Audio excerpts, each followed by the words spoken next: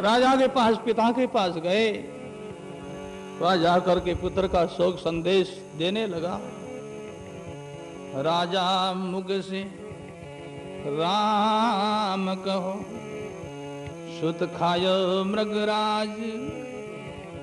राजा मुख से राम कहो, सुत खायो मृगराज। मैं भी भोजन नहीं कियो उस मृत्यु के काज। मैं भी भोजन नहीं कियो उस मृत्यु के काज, उस मृत्यु के काज। बोलो राम जी महाराज। राजा मुख से राम कहो, हे राजन राम राम कहो। राजा कहने लगे, क्या हुआ महाराज, आप इतने उदास क्यों? बोले, शोक हो रहा। किसका शोक? तुम्हारे पुत्र का शोक। क्यों? सुत खायो मृगराज। मृगराज कहते सिंह को। सिंह ने तुम्हारा पुत्र को मार दिया है, खा गया है। मैं भी भोजन नहीं कियो उस मृत्यु के काज। वो हमारे आसन के पास ऐसी घटना घट गई महाराज, इसलिए शोक से मैं भी भोजन नहीं किया। राजा नारद जी महाराज को कहने लगे, महाराज आप अपनी साधना को छोड़कर के यहां क्यों आए? तपिया तप क्यों छोड़ियो, मेरे निमकन शोक। बासो जगत सरायर सभी मुसाफिर लोग। बासो जगत सरायर सभी मुसाफिर लोग। श्री सद्गुरु जी महाराज की। राजा कहने लगे, नारद जी महात्मा जी, आप अपनी साधना को छोड़कर के क्यों आए? मैं तुम्हारा पुत्र का शोक संदेश ले आया हूं। राजा कहते, हमको कोई शोक नहीं है। तपिया तप क्यों छोड़ियो, मेरे निमकन शोक। भोजन में नमक कितना गिरता है महाराज? बहुत थोड़ा। राजा कहता, जो कहते हैं आटा में नमक गिरता, उतना भी हमारे शोक नहीं है। तपिया तप क्यों छोड़ियो, मेरे निमकन शोक। बासो जगत सरायर सभी मुसाफिर लोग।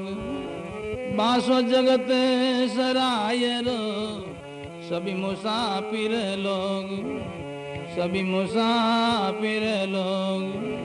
श्री सद्गुरु जी महाराज की।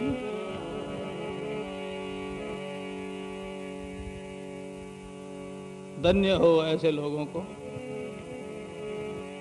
धन्य हो। तपिया तब क्यों छोड़ियो, मेरे निमकन शोक। बासो जगत सराय रो सभी मुसाफिर लोग। जग संसार सराय है महाराज, इनमें बहुत उतरते बहुत जाते हैं, बहुत आते हैं। क्या शोक करना, क्या रोना है? नारद जी महाराज धन्यवाद देते हैं, तुम्हारे कुल को, परिवार को धन्य है। सदगुरु के ज्ञान को अपनाया है, ज्ञान को अपनाया है, ज्ञान को समझा है। समझो भाई बहनों, समझो। जब जीवन में कोई ऐसी घटना घटे तो ऐसे शब्दों को याद करो, हिम्मत रखो, तभी आपका सत्संग श्रवण करना स्वार्थक होगा। जगत की भांति आप करो, जगत में और तुम्हारे में क्या फर्क है महाराज? क्या फर्क है? सदगुरु कबीर साहब ने फरमाया है, तेरी भक्ति दाता गुण को जग जन एक समाना। अरे जगत और जन दोनों समान लगता है, क्या फर्क है महाराज? ऐसा क्यों हो रहा है? कुछ फर्क होना चाहिए, जगत और अपने में फर्क होना चाहिए। जगत करे ऐसे भक्तों को नहीं करना चाहिए। अभी थोड़े दिनों के पहले की, वर्षों की बात है,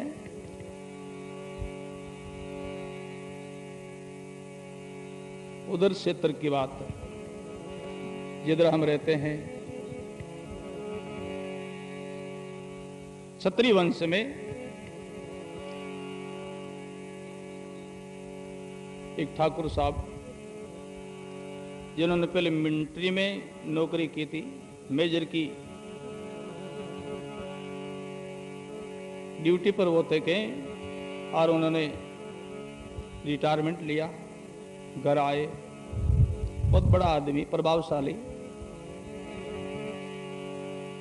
उनका माताराम बुजुर्ग थे, गुजर गए। बड़ा आदमी था। गांव के करीब सब लोग आए, दाग संस्कार करने के लिए गए। अभी ज्यादा समय की बात नहीं है, 10, 15, 20 साल की होगी। तो माताराम का दाग संस्कार करके वापस सब लोग घर आए। घर आने के बाद में सब लोग अपने अपने घर वापस जाते हैं। तो जब लोग वापस रवाना हुए, उस समय ठाकुर साहब ने बोले, भाई सजनों रुको, देखो हमारे माताराम आज स्वर्गवास हो गया है, चले गए हैं, सबको आपको मालूम ही है। और आज आप हम सब मिल ही लिया है, अब दोबारा आप यानी आओगे तो आपको परेशानी, हमको भी परेशानी। और तुम कितने मिलकर के आओ, माताराम को वापस तुम नहीं ला सकोगे, नेपाल ला सकोगे महाराज, वो वापस नहीं आएगी। यहां भीड़ नहीं करो, सबको कह दिया। अपने जितना सगा संबंधी थे उनके पास में पत्र लिख दिया, अमुक तारीख का, अमुक दिन तिथि का माताजी का स्वर्गवास हो गया, आपको ये पता लग ही गया है। आप वहां से मान लेना, शोक मिलन वहां से कर लेना, इस कागज पत्र के आधार से। वहां से आप आओगे, आप परेशान होंगे, और यहां आने के बाद में हमको परेशानी होगी, और तुम कितने कुछ करो, माता ना वापस नहीं आएंगे। गए वो तो जगत के समान उन्होंने लोकायत नहीं की महाराज। सत्संग किया, संतों को बुलाया, वाणी का पाठ किया महाराज, 12 दिन तक सत्संग किया। कौन जाने वहां शोक है, जैसे अभी चतुर्मास में आनंद हो रहा है, ऐसा वहां आनंद हो रहा था। कौन जाने वहां शोक है।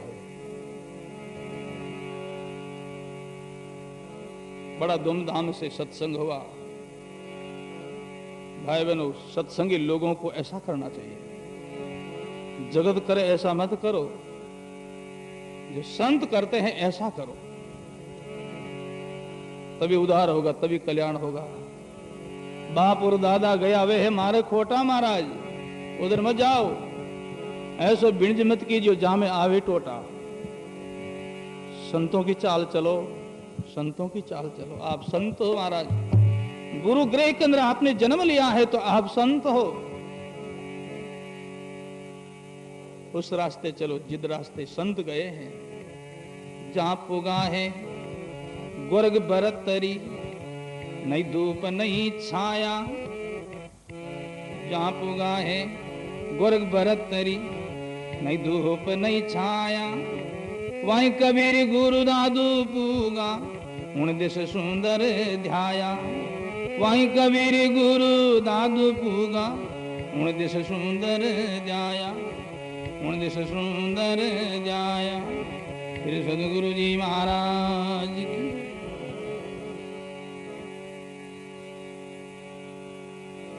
बड़ा सुंदर प्रसंग है। जहां पुगा है गोरख बत्री, जिस दिशा में गोरख बर्तर जी महाराज ने गति की है, दादू दरिया कबीर ने गति की है, वहीं कबीर गुरु दादू पुगा, उन दिश सुंदर ध्याया। उधर ही हमारी गति, हमारी चाल है। भाई बहनों, संत गए हैं, उस रास्ते चलो। महापुरुषों के ज्ञान का आदर करो भाइयों, आदर करो। जिन्होंने ज्ञान का आदर किया है वही जीवन में सुखी बने हैं, वही सुखी बने हैं। उनको जगत की घटना का कोई हर्ष शोक नहीं होता है। इसलिए गोपीचंद ने सदगुरु के द्वारा ज्ञान पाया, बहुत पाया महाराज। गोपीचंद जोगी हो गया, ले लीना भगवा बाना, गुरुमेल जिना ने भेजिया, रोडी पर अलग जगाना। भोजन सतीश प्रकार कातन, भिक्षा कायन खाना, स्वर में चोर निवास में नहीं, देखा पीछा फिर के। स्वर में चोर निवास में नहीं, देखा पीछा फिर के। लिगनीरा मार्ग और है लगी, चोट काल जे करके। लिगनीरा मार्ग और है लगी, चोट काल जे करके। फिर सदगुरु जी महाराज नहीं देखे क्या पीछा फिर के, वापस मुड़ करके नहीं देखा उन शोर वालों को। ये जगत का सपना का शोर है महाराज, क्या देखना है, क्या फिक्र करना है। सदगुरु के दिए हुए जो नाम का जाप करते हुए भिक्षा लेकर के गोपीचंद सदगुरु की शरण रवाना हुआ। राम नाम राम नाम राम नाम लीजे, राम नाम रट रट राम रस पीजे। जय हो।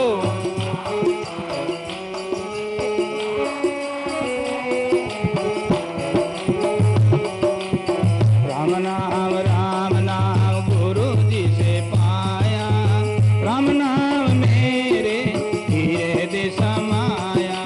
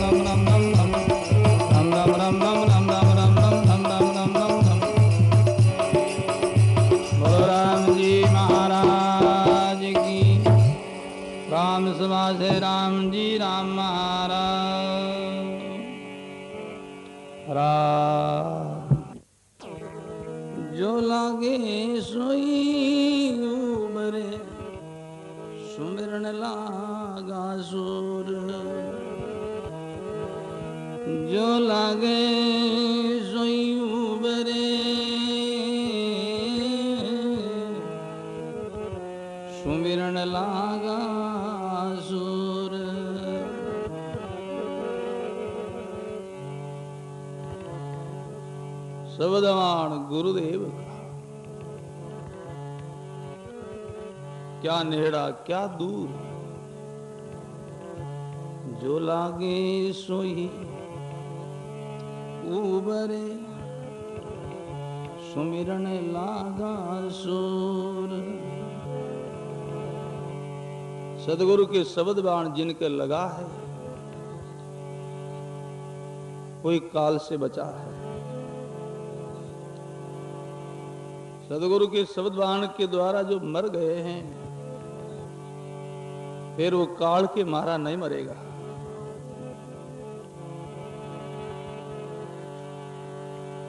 रात्रि में सत्संग में गोपीचंद का प्रसंग आप लोगों ने श्रवण किया।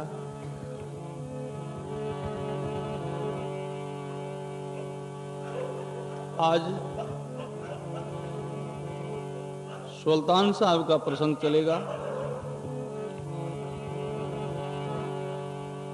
गोपीचंद के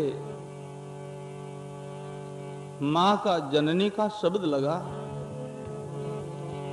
जिनसे वो घायल भया, जिन शब्द से मर गया, सदा के लिए अमर हो गया। आज सुल्तान साहब का प्रसंग श्रवण करोगे। सुल्तान साहब के एक दासी का शब्द लगा। सुल्तान साहब सवेरे जल्दी उठे, वन की ओर घूमने के लिए निकले। जाते समय अपनी दासी को आज्ञा करते हैं, हमारी जो सेज का ठीक से संवार करना, सुधार करना। दासी ने सेज की तैयारी की, सजावट की। सजावट करके दासी ने विचार किया है, बादशाह अभी बाहर गए हुए हैं, इन सेज का कैसा आराम है, कैसा सुख है, थोड़ा सा मैं अनुभव कर लूं। दासी उस सेज के ऊपर लेट गई। ऐसी सुख की सेज थी, दासी को नींद लग गई। बाहर से घूमते घूमते बादशाह वापस महल में आए। देखते हैं कि सेज पर दासी सोई हुई है।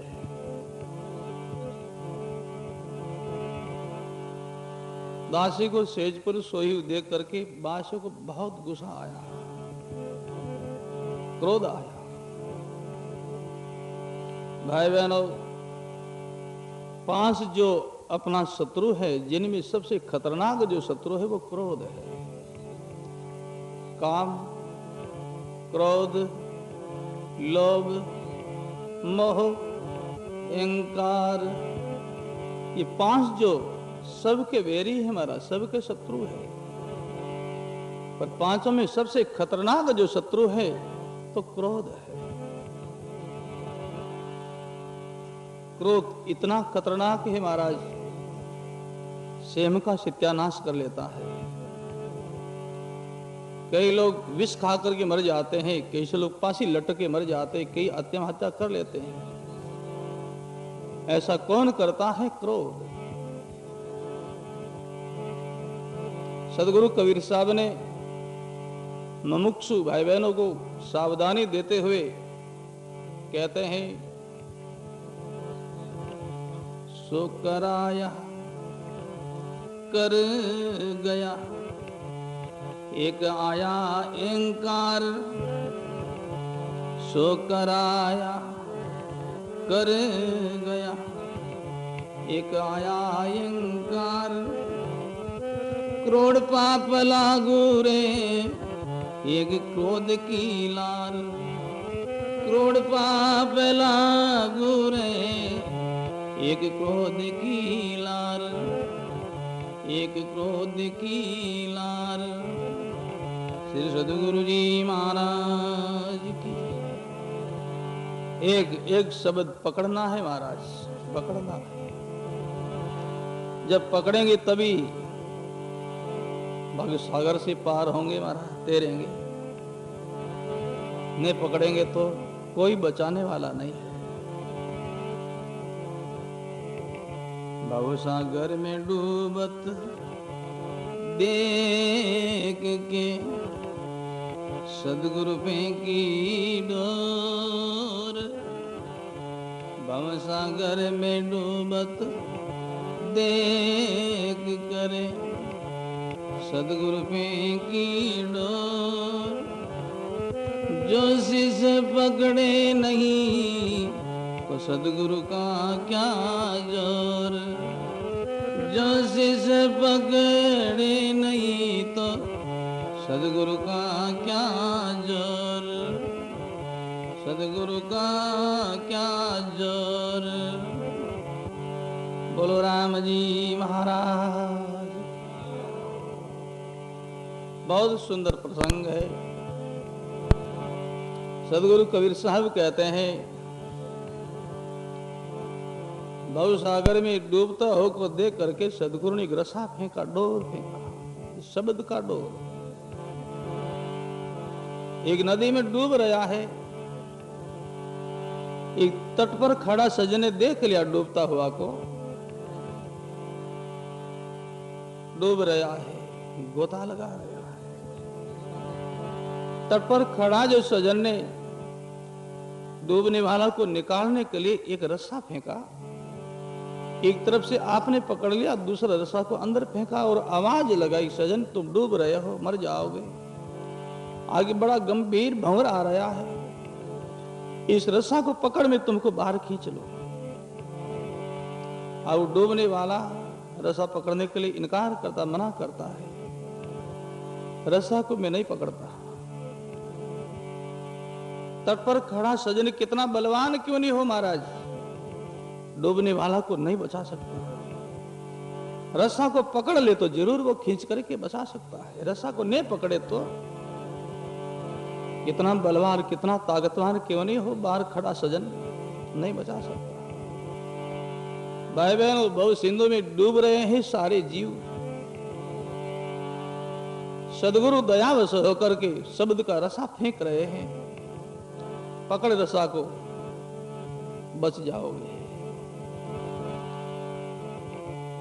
जो शिष्य पकड़े नहीं तो सदगुरु का क्या जोर। बड़ा ठोस शब्द है महाराज। जो शिष्य पकड़े नहीं तो सदगुरु का क्या जोर, सदगुरु की क्या ताकत, कैसे बचाएगा, कैसे बचेगा।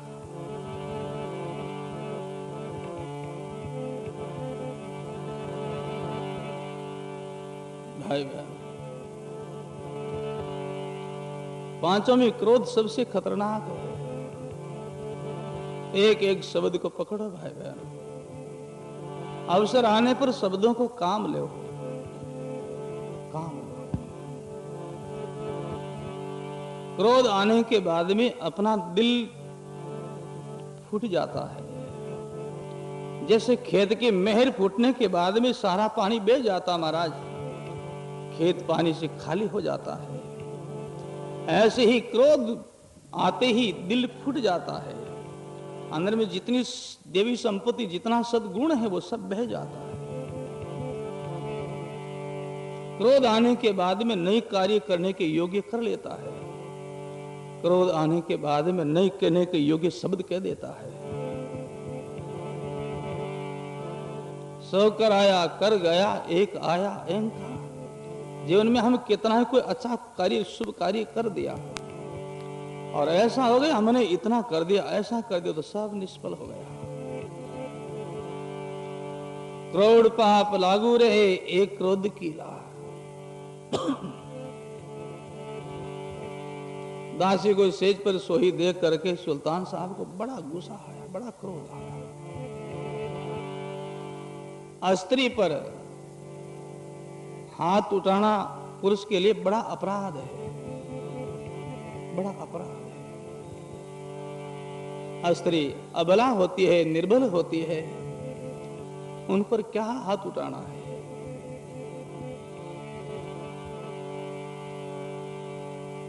सुल्तान साहब को क्रोध आया, हाथ में ताजना था महाराज, दासी की चोट मारी, बांधी सेज सूती देख, ताजना की मारी तीन, रोवण की बेड़ा रंडी, बक बक हंसे, रोवण की बेड़ा रंडी, बक बक हंसे, बक बक हंसे। श्री सद्गुरु जी महाराज, ये क्रोध का शब्द है महाराज, कितना ओछा शब्द का हरंडी। क्रोध में आने के बाद में व्यक्ति कैसा कैसा शब्दों का प्रयोग कर लेता है, होश नहीं रहता महाराज को, मैं क्या कह रहा हूं, मैं किसको क्या बोल रहा हूं।